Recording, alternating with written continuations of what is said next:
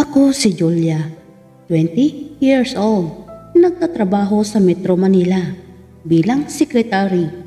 Pero di sa aking trabaho ang aking kwento ngayon, kundi naaalala ko lang noong ako'y nagdadalaga. Laki kasi kami sa hirap, kumbaga kahig isang tuka.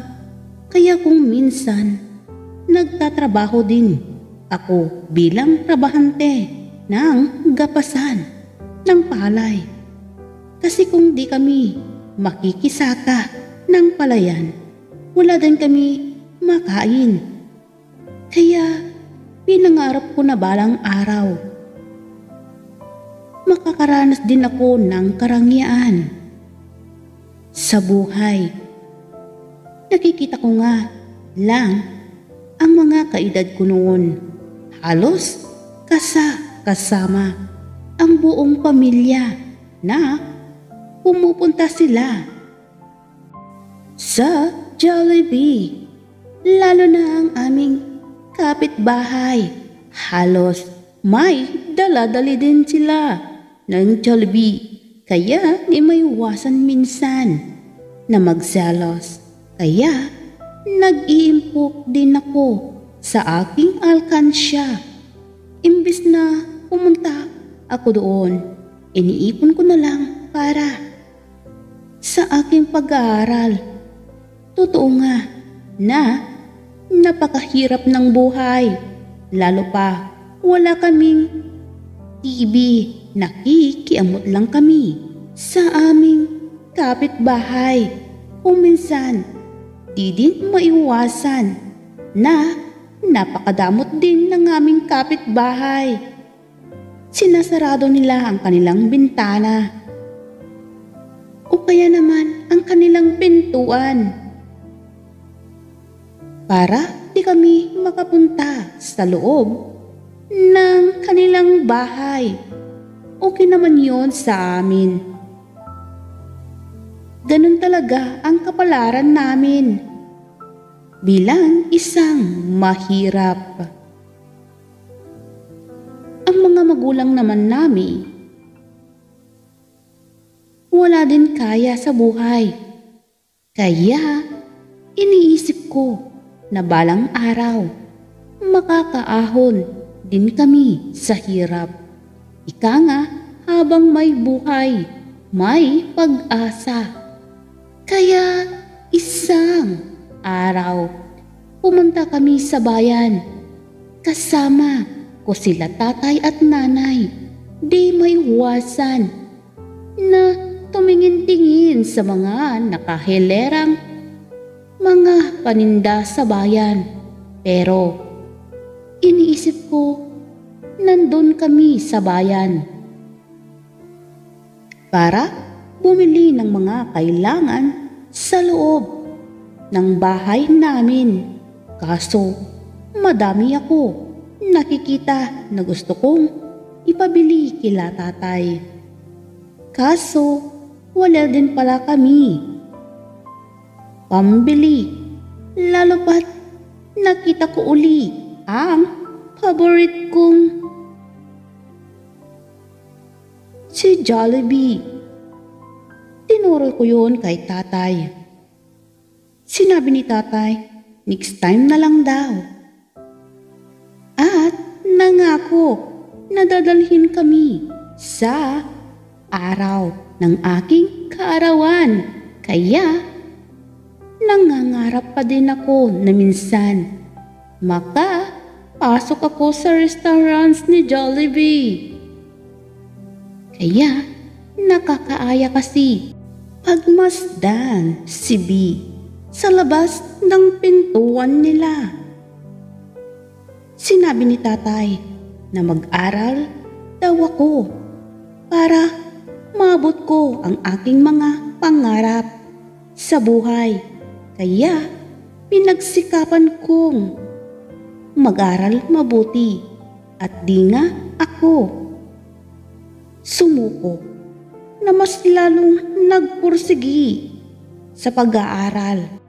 Kaya nang makita ni tatay na matataas ang aking marka, Natuwa pa sila ni nanay kaya sa bayan na ako nag-aral ng college. Kaso, lagi ko nang nakikita si Jollibee sa bayan.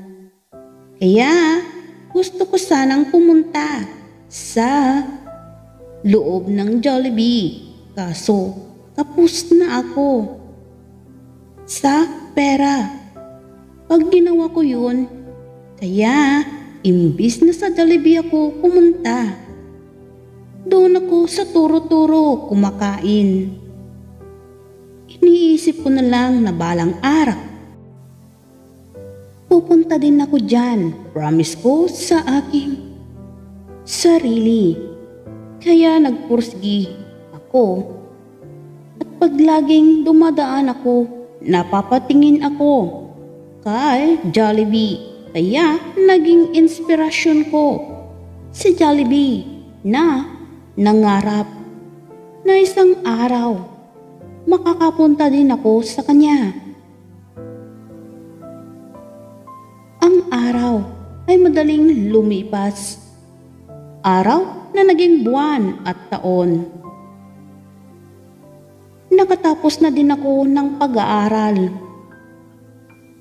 At masaya si tatay dahil tinanghal ako na valedictorian sa eskwelahan. Kaya si tatay, sinorpresa niya ako. Dahil pinag-ipunan pala nito na kami pumunta kay Jollibee. At doon kami mag-celebrate sa tuwa. Sa tuwa ko, nagpasalamat ako kay itay dahil nag-ipon pa talaga ito ng pera. Para lang doon kami mag-celebrate. Walang pagsidla ng aking tuwa. Ng mga oras na iyon. Kaya, nang malasahan ko ang chicken ni Jollibee, halos di ako makapaniwala na ganon ang lasa ng chicken nila. Kakaiba. Kaya pala ang daming pumupunta doon at laging binabalik-balikan si Jollibee dahil mababait ang mga nagtatrabaho dito. Asikaso ang mga customer. At kita ko din, magaganda silang lahat. Kaya, simula noon, lagi na nila akong customer doon. Dahil pagka-graduate ko, naghanap ko agad ng trabaho.